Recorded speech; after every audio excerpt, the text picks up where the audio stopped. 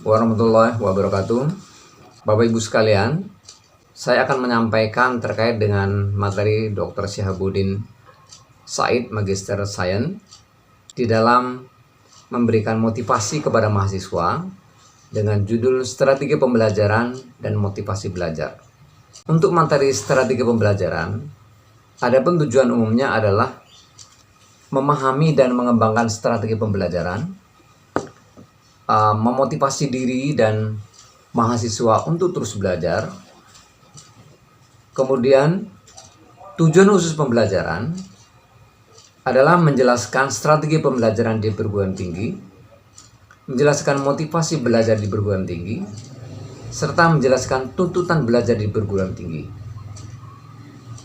Bapak Ibu sekalian, kalau kita lihat secara teori, strategi adalah pendekatan secara keseluruhan yang berkaitan dengan pelaksanaan gagasan, perencanaan, dan eksekusi sebuah aktivitas di dalam kurun waktu. Artinya, strategi itu adalah bagaimana kita mendesain, bagaimana kita membuat satu kegiatan yang terencana dan penuh dengan gagasan, serta kita mengambil keputusan untuk melaksanakan kegiatan tersebut. Nah, itulah strategi. Kemudian pembelajaran itu merupakan proses interaksi antara mahasiswa dengan dosen, atau antara peserta didik dengan pendidik, dan sumber belajar pada satu lingkungan pembelajaran. Definisi pembelajaran ini dikutip di Undang-Undang nomor 12 tahun 2012 pasal 1 ayat 12. Adapun yang dimaksud dengan dosen, menurut Undang-Undang nomor 12 tahun 2012 pasal 1 ayat 14, dosen adalah pendidik profesional dan ilmuwan dengan tugas utama mentransformasikan, mengembangkan dan menyebarluaskan ilmu pengetahuan dan teknologi melalui pendidikan, penelitian dan pengabdian kepada masyarakat.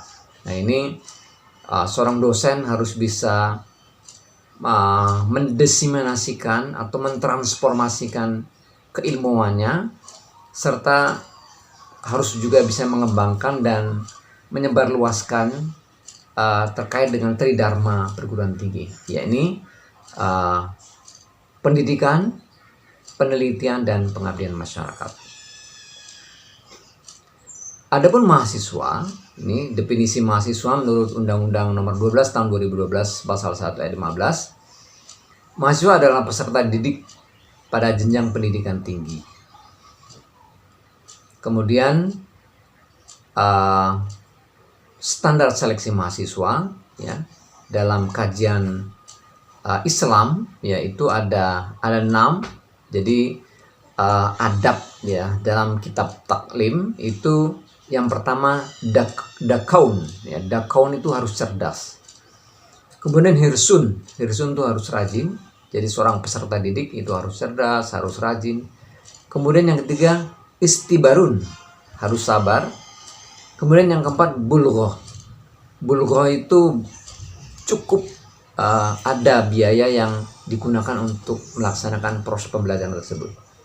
Kemudian irsadul ustad, ada petunjuk dari guru, artinya ada guideline, ada yang memberikan pengajaran, ini ustadz atau dosen atau guru.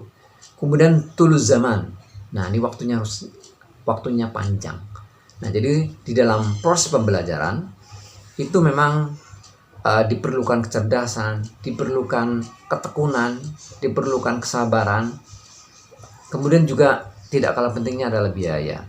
Kemudian juga harus ada gurunya, karena proses pembelajaran itu harus ada yang menuntun, harus ada gurunya, dan kemudian prosesnya panjang.